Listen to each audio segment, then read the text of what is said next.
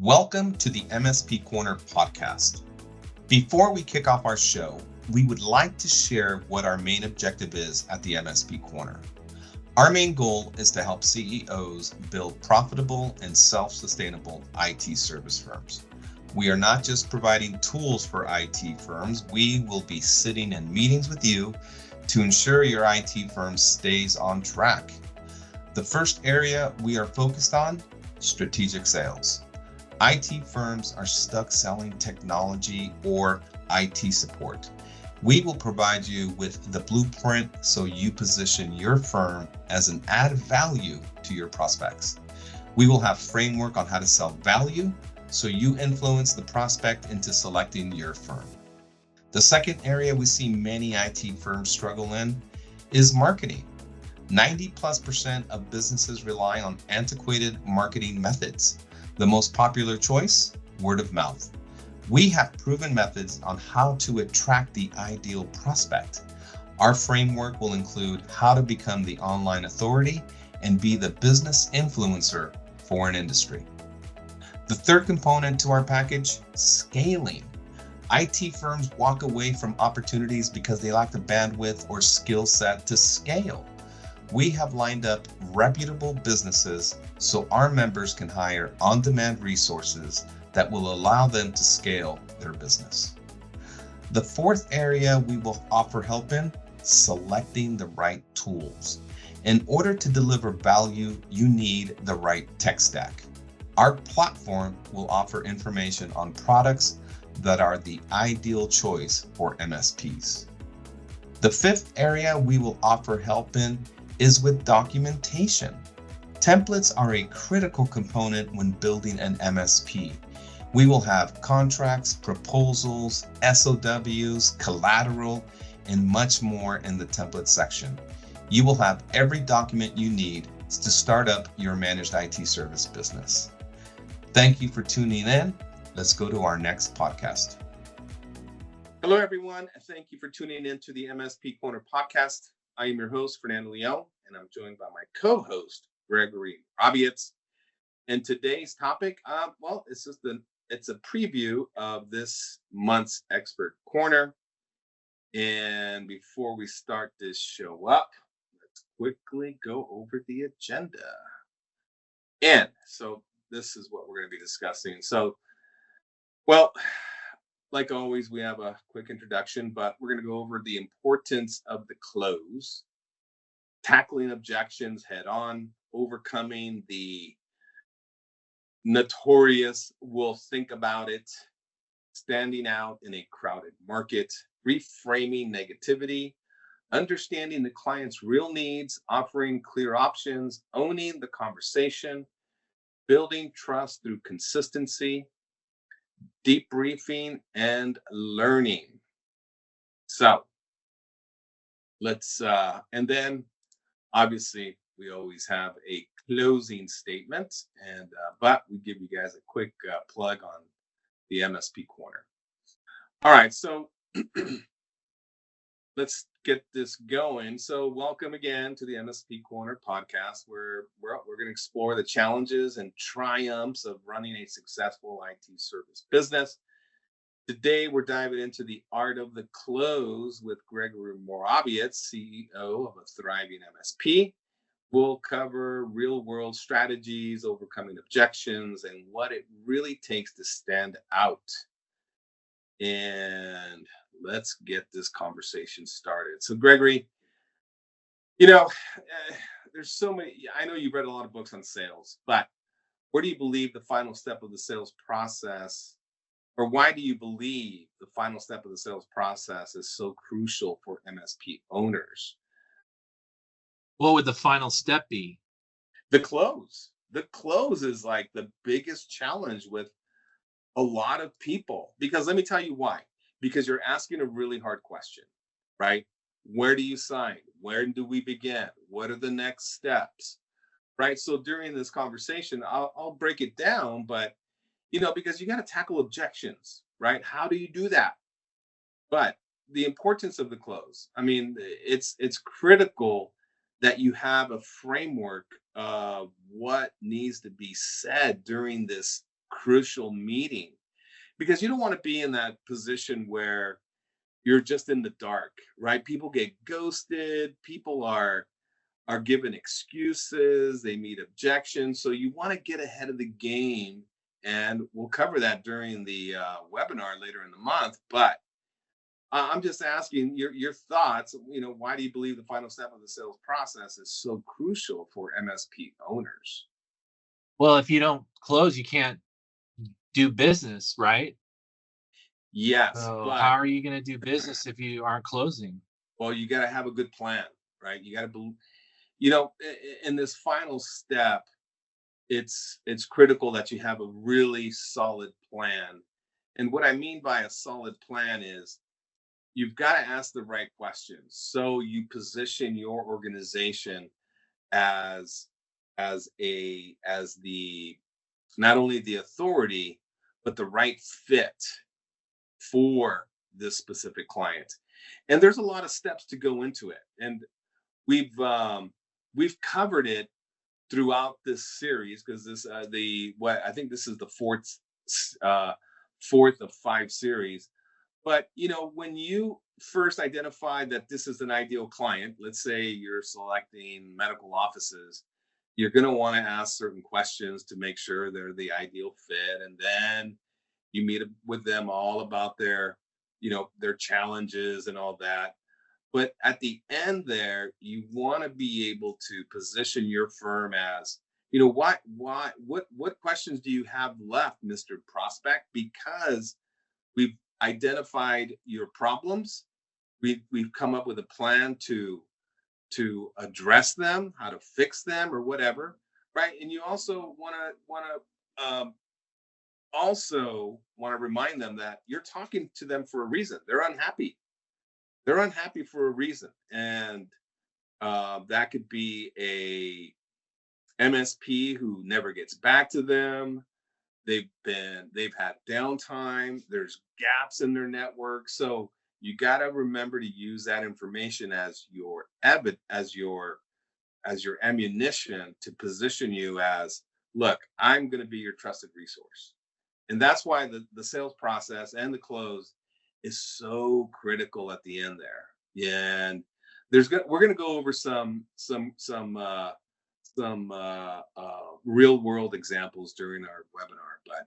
But let me ask you about tackling objections head on. How do you personally tackle objections and build trust during closing conversations? Because when you're closing, if somebody's talking to you and they're like, well, Greg, I don't know.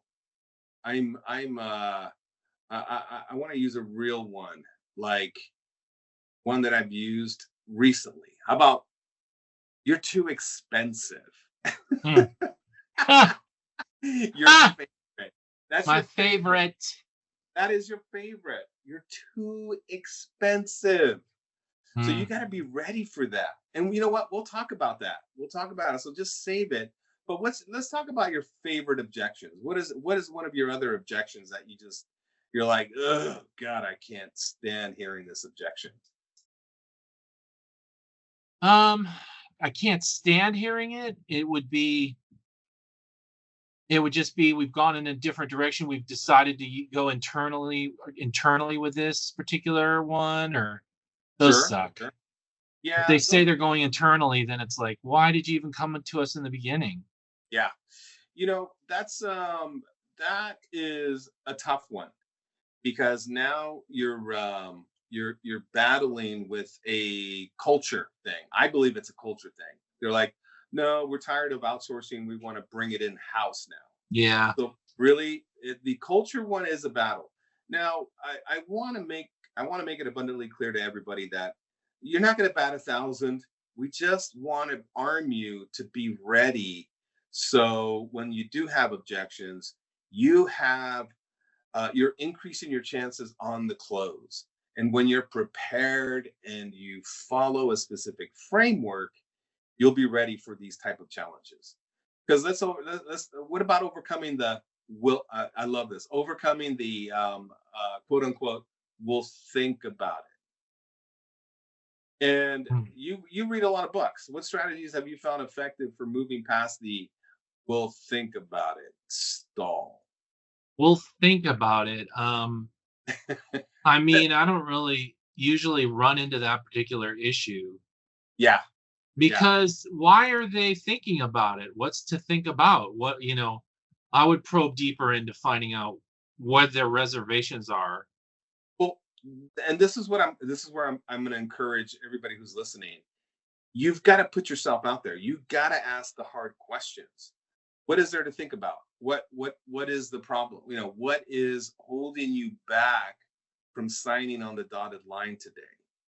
Right? They might say, well, we this is a big change, right? They can be saying, we got to think about a big transition. Your onboarding costs were a little bit more than what we thought, and now we got to think about that. Okay, I'll make it easy for you. I'll spread out the onboarding charges, right, through for the 12 months. I won't hit you. I won't hit you with it all at once. I'll spread it out for 12 months. Or if you guys want to get really, really aggressive, say, hey, sign on the dotted line within 30 days. I'll give you a 50% discount on the onboarding fees. I don't know. You got to get creative when they start saying, we'll think about it, right? But when you're positioned as the authority, as somebody like that rock star who delivers flawless heart surgeries, right? You're not even going to think about going to a cheaper doctor. You're going to be like, man, I need this doctor. This doctor saves lives, right? You might go to an attorney for your heart surgery because that's how you operate. But you want to be standing out as the authority when you're meeting with your clients, and you got to remind them that, look, my clients, they don't have problems. Do you know why medical offices don't have problems? Because we have a 24/7 help desk in place. We implement strategies so you don't have security issues and you're always HIPAA compliant. And last time we spoke, Mr. Prospect, that's why we're talking, is because you had a big penalty for violating HIPAA compliance.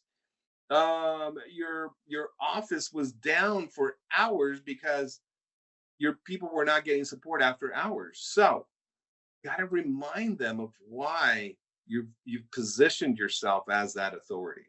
And that's just a hard conversation to have at times, but you have to remind them.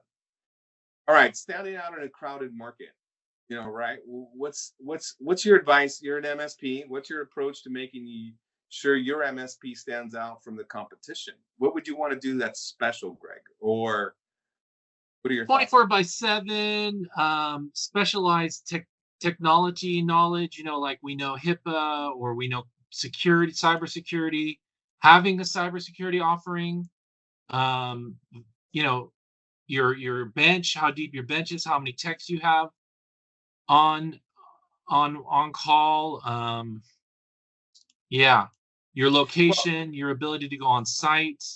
yeah.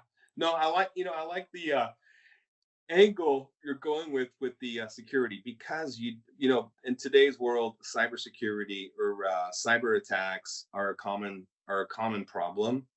So, and it's becoming more and more of a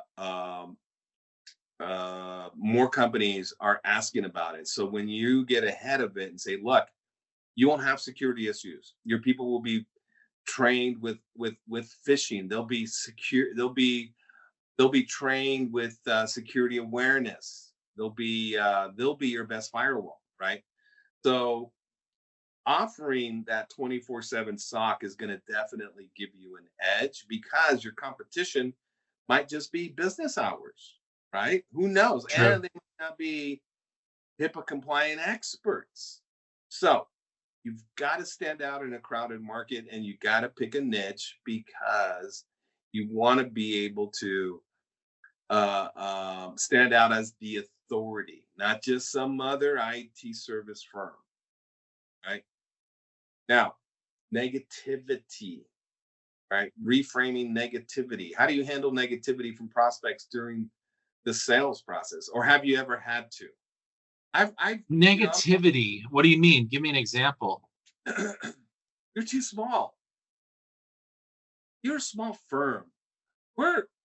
We want to work with somebody who's big, right? That's negativity. Or you can have internal negativity, right? Oh man, I'm not that great. You're suffering imposter syndrome. Who knows? But there's negativity will come up either from you internally or from the client. So you got to be ready for that. Negativity can come Have in I ever all. been negative about anything? No. You never have. Yeah, I No. don't think it's I in my wheelhouse to be negative. No, it's not. It's not in your definitely not in your wheelhouse. But and I've never, thank God, never come across a client who's been negative with us, or a prospect that's had a negative, comment or you know what? I take that back. I've given a client a contract and they're like, this contract is too long. Yeah, Right? no. I've seen that before. And I Yeah. don't disagree with them. We fixed that though. We came up with a solution for that, a shorter contract, a small business contract. I mean, a We 32-page contract, We did. too We long. did. We did. We did. I can and we do have a small business contract. So instead of it being 20 pages, we got it down to like, I don't know, 12 or 15. But yeah, no, I get it. I get it. No, those could be those are easy problems to overcome. But let's talk about understanding the client's real needs. Because can you share how you identify and address your client's true priorities when closing? Have you ever had to go into a meeting and, well, clients are meeting with you because they're angry, they're unhappy with their current group, and clients forget because, and I'll tell you why they forget, because they have other problems, bigger problems. So you got to help them identify why you're meeting with them and what their true priorities are. Like, let's just say security is a top priority, but they're talking about, I don't know, let's talk about email problems, right? Email doesn't seem like such a huge, like, production killer. Security can be. So you've got to be able to address true priorities. Like, I'll use another one, backup. What is your backup strategy today? How have you had a test restore?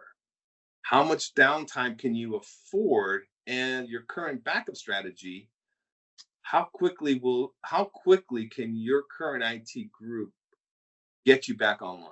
Right? How quickly can they restore data so you don't miss a beat? Those type of priorities need to be highlighted, because remember, they're meeting with you for a reason.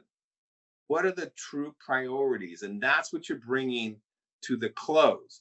All right, Mr. Client, we've gone over the proposal, and I'm going to suggest a comprehensive proposal. In the past, I used to give a 15, 17 page proposal, depends on the amount of deliverables. Now I've created a 5 deck or slide deck proposal where it just gives them a comprehensive overview of something really important: why we're meeting, what we're going to do to overcome those challenges, the cost. Okay, that's 3 pages there. What the next steps are, and what the onboarding process looks like. Because you want to remember, you're meeting with them because they're unhappy. How are you going to make them happy? What are you going to do? Right? So you've got to come up with a clear plan, a comprehensive plan when you meet with them. You helped me overcome the next one, offering clear options, right? We used to present multiple service options, and it often confuse clients or prospects. So now, after reading multiple books, it's better to just give two options. And let me tell you something.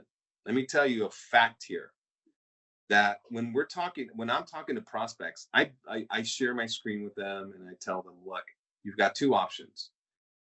Based on our conversation, your company has two options. You can go with an unlimited help desk plan, or since you have an internal team, let's just go with a ticketing plan, right? A ticketing plan can be much more cost effective since we can escalate issues, and you've already got RMM in place, you're automating patch management. You really don't need a help desk that has to manage that. So let's go with a ticketing plan, because it's going to be 60% cheaper if you go with the unlimited support plan.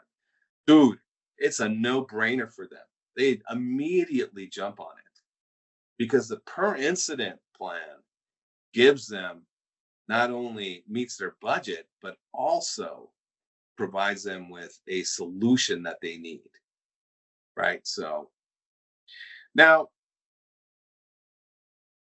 you know that when you're building rapport with a client and you're building credibility, it's really important to building trust through being very consistent. How important is consistency in building that trust that leads to a successful close? What do you think that is? What's that? What are the ingredients of being consistent? Well, consistency and trust go hand in hand. I mean, if you're gonna be untrustworthy, no one's gonna do business with you. So Yep. No, I agree. And that's why you need yeah. that's why a process is going to help you stay consistent. You have consistent quoting processes. You have a consistent sales process that you follow, and that will help you build trust. Every time I bring up my sales process with the prospect, they love that. They're like, and they've said this a couple of times, or they've said it every time I've talked to them, is we like that you have structure. We like that you have a process, because it says something about your organization. It says that you're consistent on how you operate, and the systems that you implement, they have to be right. You're implementing systems that are going to consistently either give them awesome support, or keep them secure, or keep them from having any disruptions in the network. So consistency is going to be a key component in building trust, because that's going to help you close the opportunity. Now, I like this last one. The last topic I wanted to bring up was debriefing and learning. And we haven't talked about it much, or maybe, no, we have. Having a process from learning from every close, win or lose, right? And I've talked to you about the losses and the reasons behind the losses, and we've made adjustments to reduce that or to increase the close rate. But I think it's really important to have a debriefing and learning process to figure out what went wrong. Like I had a call with the CEO of an IT firm back east, and he texted me and he said, "You know what? I submitted a proposal, and the prospect got back to me, and he said it wasn't a fit." And I'm like, and he's like, "Do you think I should follow up and ask him why?" I go, "Yes, you have to follow up. You have to ask them, what did you do that, or how did they come to that conclusion first, right? What information, that there's got to be some communication breakdown, because they initially thought that he was a great fit. So something happened between the conversations of, okay, you Not always. I well, mean, if your price is garbage, if you're too high, you're not giving a lot of value for what you're asking, what you're saying you're going to give. Sure. you're not going to get the job. Yeah. If they have a relative that's bidding against you in this particular, I know it sounds silly. If there's a relative or friend or family member who's bidding against you, you really never had a chance. Yep. Yep. And you're going to fail every time. So Yep. I don't know. Yeah, no. I agree. But you should still find out what happened, right? I agree. Get the reason. Get the reason. Yeah, because it'll help you position yourself on the next call. So Agreed. that's really important. You got to break it down. And don't take losses or that L as a loss. Take it as a learning experience that you're going to make changes. You got to make adjustments. You got to pivot. So always go over why you won, why you lost. Even the wins. Determine, hey, this is why we won. And I'll tell you, when we were losing, I was thinking, I go, you know what? We need to make a change in our approach. We need to make a change in our business model. And let me tell you, it has helped out big time. All right. I'm going to wrap this up. So I'm going to give a quick plug on the MSP Corner. Obviously, we are on a mission to deliver valuable content to our members. And Greg and I, we're founders of an MSP. We know the struggles many of you go through, and the platform we're developing, well, it was designed to help guide you through your own challenges, whether it's sales, marketing, scaling, picking the right tech stack, picking the right tools.